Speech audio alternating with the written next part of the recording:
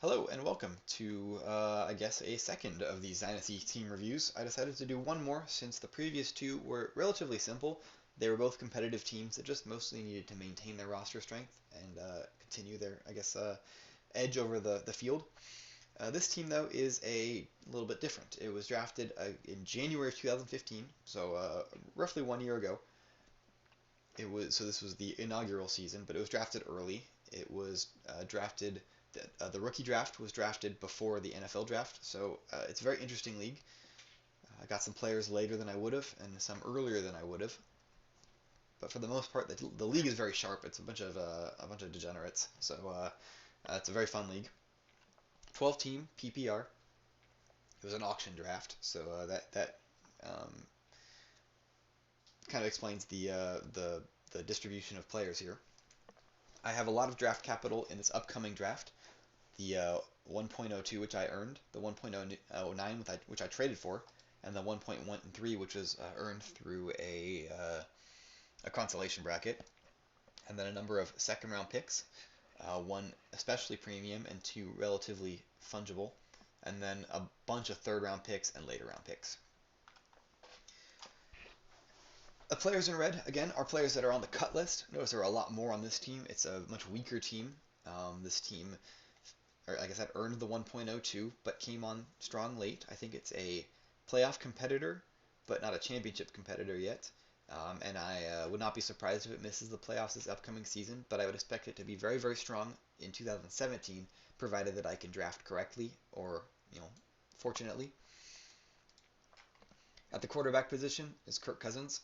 He kind of came on strong late. He could be a dynasty QB1. I probably consider him a temporary QB2, but for now he's going to have to do. I drafted this team punting at the quarterback position entirely and almost didn't want to roster Kirk Cousins. I'm not sure. I think at this point it is correct to keep him, but having him on my roster cost me the 1.02. Probably would have gotten the 1.01, but at the same time that would have canceled out my 1.13. So I think I got the better end of that deal. Behind him, two guys that are probably going to be cut. I don't like to cut Zach Mettenberger. I think he still has a starting job in this league somewhere down the line. But in a 12-team league, he's just not relevant. And Mark Sanchez, he would have been cut long ago if I didn't miss the deadline. At running back, this is a position of strength when it was drafted to be a position of weakness. But then with these three guys in the 2015 draft, um, things went pretty well. I took David Johnson at 1.12. That shows how much I like the guy. That was before he was drafted by the Cardinals. Um, None of these three are going to be moved. These are the kind of players to build a team around, and these are the three players that I would hope to have RB1 redraft value in 2017, and they'd be the ones that I would be banking that championship run behind. They could also even, I see a realm where these three are all first or second round redraft picks in 2016, and this team is an immediate contender. But I would like to dial back the enthusiasm just until we see it a little bit longer. Then we have a pair of second round picks here. Sharkandrick West, Ronnie Hillman, and Cameron Artis-Payne. Kind of hard to value these guys. They have more value than a third round pick, but they don't really. I don't think I can justify getting a second round pick for them straight up. But they're guys that I would definitely trade to package up into the first round, or to trade into next year's second round with a team that I think might struggle. Um, or I wouldn't mind holding them either. I think Sharkandrick West could be a starter in this league if he had a job. He just does not have a job yet. His job may be as part of a timeshare this upcoming season, which also may give him some amount of starting value down the stretch. Um, Juwan Thompson and Robbie Rainey are both going to be cut, and then Damian Williams and Tyler Varga are both threats to be cut. I don't know if I'm going to need to or not, but neither are too exciting. I mean, if I'm drafting third round picks, I'd probably take a third round pick over these guys. Maybe a mid third round pick, and the late third round flip a coin. There's nothing really there. So at running back, I probably need to address the position a little bit during the offseason, but not by one of my premium picks. I would probably be looking at wide receivers with these premium picks just by looking at how things fall. But these second and third round picks could absolutely be used on running backs, maybe two, three, four of them even, depending on how this draft ends up tearing out.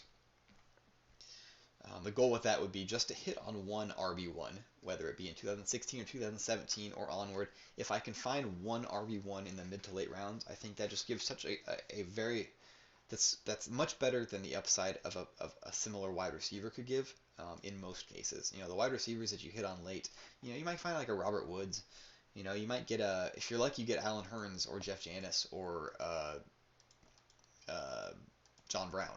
Like that's kind of the upside of that. And while that is very nice, I mean John Brown is a great player, but he's never going to be a wide receiver one. His value is closer to wide receiver two.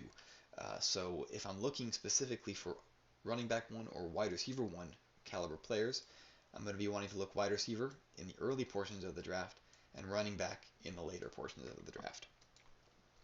Anyway, finishing up the running back position, we then move to the tight end position. Austin Seferian-Jenkins is my only tight end of note. The other four are likely all to be cut. Three of them for sure will be cut, and one is debatable. I guess Sims might have value depending on what Miami does at their tight end position.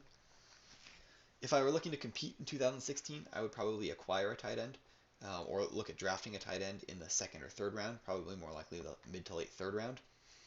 I'm not really looking to compete this upcoming season, so I don't mind leaving the position a little bit, tabling this decision until next offseason.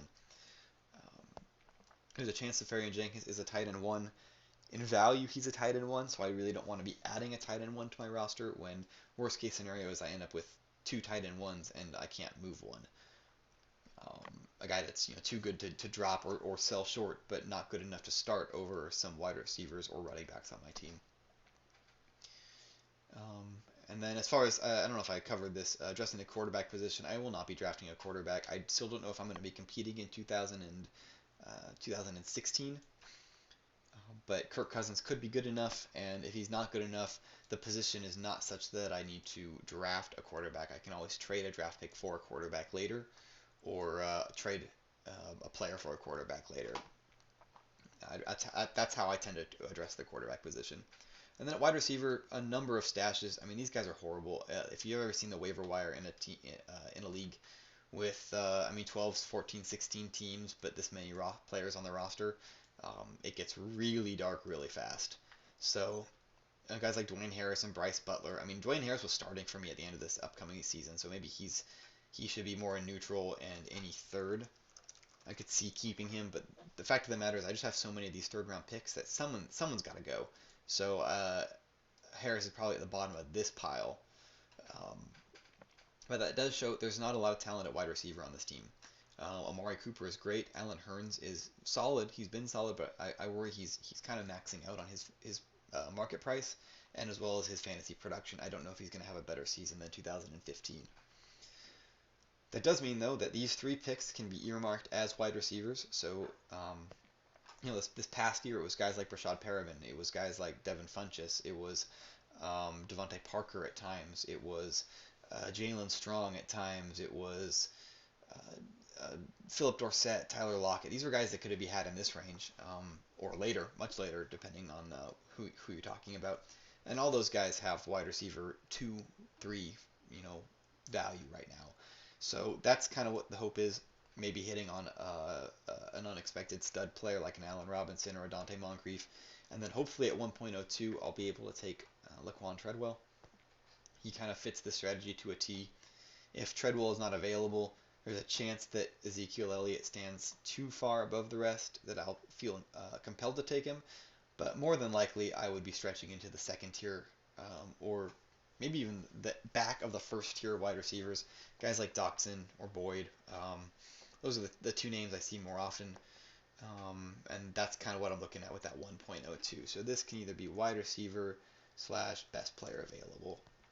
And then here, wide receiver, here wide receiver / running back, and then here starting to mine running backs,